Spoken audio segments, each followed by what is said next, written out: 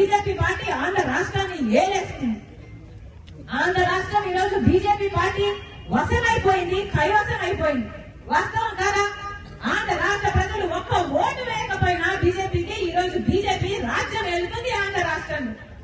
అందుకే రాజశేఖర రెడ్డి సిద్ధాంతాల కోసం నిలబడింది రాజశేఖర రెడ్డి బిడ్డ. బీజేపీ పార్టీ 10 సంవత్సరాలు అవుతున్నా కూడా ఆంధ్ర రాష్ట్రానికి ప్రత్యేక హోదా 15 సంవత్సరాలు ఇస్తామని చెప్పి కూడా ఈ రోజు అసలు మూసే ఎక్కడం లేదు.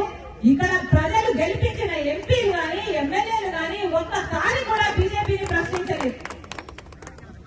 ముఖ్యమంత్రి గారు జగనన్న గారు ఒక్కసారైనా బీజేపీని మాకు ప్రత్యేక హోదా మీరు ఎందుకు ఇవ్వడం లేదు అని ప్రశ్నించిన పాపాన పోలేదు. ప్రతిపక్షంలో ఉన్నప్పుడు ఇదే జగనన్న గారు మాట్లాడిన మాట, అసలు బీజేపీ పార్టీ ఎలా మనకు స్పెషల్ స్టేటస్ ఇవ్వదో చూస్తాను అని మీరు ఎంపీలు నాకు ఇవ్వండి, వాళ్ళ మెడలు వచ్చైనా సరే స్పెషల్ స్టేటస్ తీసుకొస్తానన్నారు.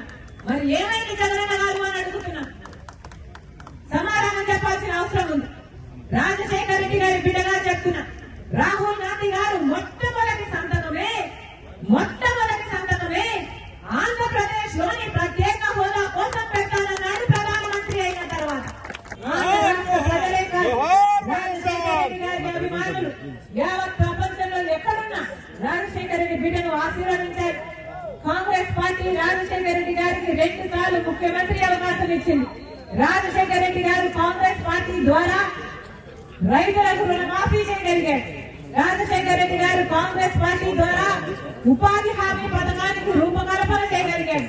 ఇలా రాజశేఖర రెడ్డి గారు కాంగ్రెస్ పార్టీకి ఎంత చేశారో రాజశేఖర రెడ్డి గారి కోసం కూడా కాంగ్రెస్ పార్టీ అంతే చేసింది. ఈ రోజు వరకు కూడా రాజశేఖర రెడ్డి గారిని నెత్తిన పెట్టుకుంది కాంగ్రెస్ పార్టీ.